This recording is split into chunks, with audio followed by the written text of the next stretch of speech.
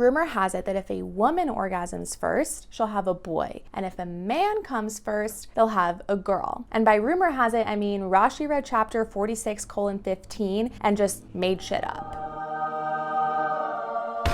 Welcome back to And God Was Like, Alma's weekly Torah portion series. I'm your host, Ariel Kaplan, and I'm wearing this hat to let you all know that my birthday is tomorrow. Yes, I am a Jewish Christmas baby. Okay, I'm done with that. This week I'm picking up right where we left off with Parshat Vayigash. Should we get into it? Chapter 44. Joseph is in the middle of pulling a hilarious prank on his brothers who don't know he's Joseph. He frames Benjamin for stealing and sentences him to enslavement to provoke the lot, like they're on an episode of What Would You Do? And now, Judah's monologue. In a very intimate voice, Judah explains his dad's whole sister-wife situation and how his father never truly loved his mother, and that's probably why he's emotionally unavailable and can never really get close to anyone. If we don't bring Benjamin back, my dad is gonna die and his white head is gonna roll down to Sheol in grief, and I promise to take the L. Take me in Benjamin's place, or my dad's ghost will haunt me forever. Sheol is part of Jewish hell, and I feel like a lot of you guys don't know that that's a thing. The more you know. Chapter 45. Absolutely verklempt by his brother's character growth. Joseph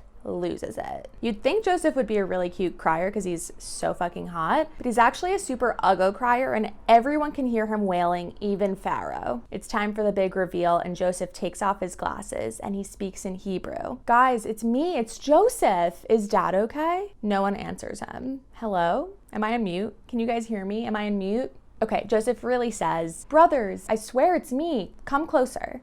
Would an Egyptian visor have this? He unzips his pants to show off his uncircumcised penis. I wrote this joke and then read a midrash, and the rabbi said that actually did happen. No worries about the time that you sold me into slavery and tried to kill me. It actually worked out in my favor. Turns out, God wanted me to be cooler than you guys, to anger you so that you would send me into Egypt so that I could save the world from a global famine. Isn't that funny and so random? Go get daddy, tell him I'm thriving, and bring the whole fam to Goshen. Goshen's a town in Egypt. Joseph sends his brothers home with wagons of food, and he tells them not to be anxious that they're carrying a lot of riches in a poor neighborhood. That's such an annoying thing to say to someone with anxiety. Like, oh yeah, I never thought of just not being anxious. Thanks, Joseph. When they arrive at camp, Jacob's granddaughter Sarah plays the harp and sings a little song. I have to look up the lyrics. Joseph, my uncle, did not die. He lives and rules in the land of Egypt.